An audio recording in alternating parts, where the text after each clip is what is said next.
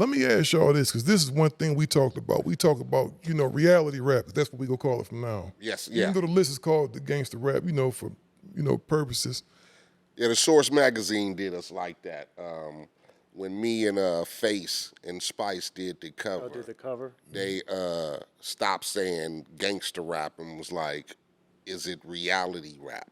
Because everybody don't represent Crip and Blood. Right. So, and a lot of people, when they associate gangster shit, they associate it with gang banging. So Crip and Blood. But a lot of niggas is crewed up or clicked up or whatever. So I've never liked the term gangster rap.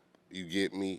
Well, the media created it, so. Yeah, I don't like, and they did that to us because we was West Coast. Because like I said, motherfucking BDP first record, and niggas was on the Uzis and the pussy is free and nigga criminal minded and that was nigga definitely get gangster shit. blasted and all kind of shit. That's the only album he got on there, because the rest of it was conscious, conscious rap. Let me ask y'all this, and then I wanted to talk about something else before we go. So would Too Short be considered a gangster rapper? No. No.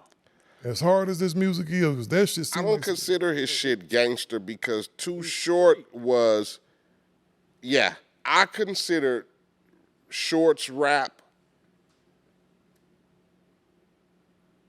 pimp shit and street hustler rap. And player. And player rap. Yeah. Just like I look at Rick Ross, it's like hustler rap. You get me? I took me some trips. I flipped me some birds. The price was 15. Nigga, and then he mix it in with a little player. I'm gonna take buy her some motherfucking Birkin bags. I'm gonna take, you get me? My nigga, come on. My nigga he gonna spend that money. My nigga Ross is gonna trick on that hoe. You feel me? My nigga gonna put her on a private plane.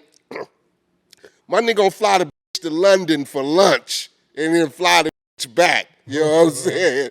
My niggas, but that's that player rap. That's that, you know what I'm saying? That's that upper echelon, like, nigga. It's the aspirational, like, you know what I'm saying? If you Nigga, my socks is $1,000, nigga. You feel? That's that rap. You get me? It's the transition. Yeah. Now, how about and my nigga Short is, he's on the corner too. For my early, for my Too Short favorite, nigga, I done me 100.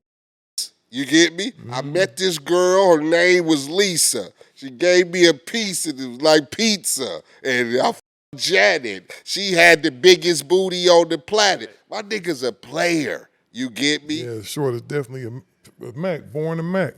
Dope fiend beat. You get me? I don't look at that as nigga, I come through, dump on a nigga, 50 niggas on the corner, I got the AK in the trunk. And now, how about Sugar Free? Would y'all classify him as a little bit more gangster? Nah, Sugar Free's for the hoes, man. He's to tell you. Sugar gonna tell you in a minute, nigga. I'm for these hoes. And I'm gonna talk about these hoes, and I'm gonna pimp a hoe. I'm gonna rap on this track like it's a on the track, walking that motherfucking track. And I'm gonna show you how those are, to me, you can't consider everybody reality gangster because they're not gangster. They're not gangster like that. You won't see me, you don't see Sugar Free in no khaki suit with his with his hair done, and you gonna see Sugar Free in a played out suit with his nails done, hair done up, nice suit. And he had that bounce to it when he walked with his hair. Two on it. That's why when you go to a Sugar Free concert, nigga, every hoe in the city is front and center. Man, can I tell you a story, dog, about Sugar Free? We up in Portland, Oregon, right? We in a hotel. And I always stayed right next door to him. It would be Crawford, would always be over here. It would be me, and it would be Sugar Free. And Sugar Free would knock on my door all the motherfuckers. Still, I hear something in this motherfucker. You hear that shit? I would be out there like this. Do you hear that? I'm like, Sugar Free, what the fuck? You don't hear that shit, man? And then he just run in the room and close the door. And I'm like, what the fuck just happened? But he wants you to hear the party going down in there. We was in Portland, Oregon.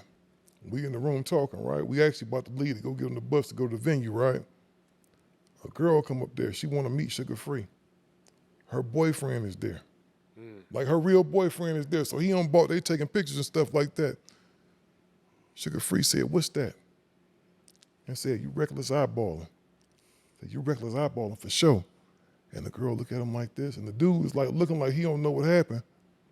Sugar Free said, "Come here." He said, "You my now." And he made this. He made her put her head down and walk behind him. Walk behind me. And so she was following him like that to the show, and that girl wound up getting the thing with him and coming down here to Southern California with him. That's a real motherfucker. Pimp rap. That's a real. So he really did that shit right then and there. So my thing, that's what I say. Even though we're from the gang capital, so to speak, and Crips and Bloods and whatever, everybody who stepped out the West Coast, wasn't identifying with reality rap or gangster rap. You get me? There's a lot of dudes, and we'll get into that further in the list because there's other artists that, again, me coming from the neighborhood and riding in lowriders and standing on the corner, it was niggas I knew damn well wasn't gangster, but I was banging the out they shit because they just, to me, they had good representation of West Coast music, and so that's what I was. If it was a nigga from the West Coast and it was quality, then I considered it one of my top favorites. I don't give a who it was. That makes sense. I banged me some motherfucking Tone Loc, the nigga who had Funky Cold Medina and Wild Thing. Well, he was actually he had some motherfuckers. You would get out of that commercial. Tone Loc had some motherfuckers Eloped After Dark. And actually, Tone Loc was a gangster. Like a motherfucker. Was a gangster. Man, definitely. He's a real gangster. Look at the album title. Eloped After Dark. He was actually the first one, Tone Loc. That's what I'm saying.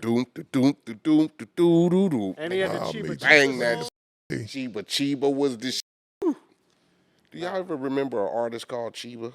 Yeah. Yeah, that was my shit too. He was the first one on Rough House Records. Rough House Records. He was the first artist. Chiba, nigga. That song. So you know who did that song though? Who wrote it and produced it? Who? Shock G. Nigga, that song. Shock G is a bad motherfucker. See, I used to listen to Piper, nigga. The Piper. Nigga, I'm telling you, I used to listen to all kind of shit.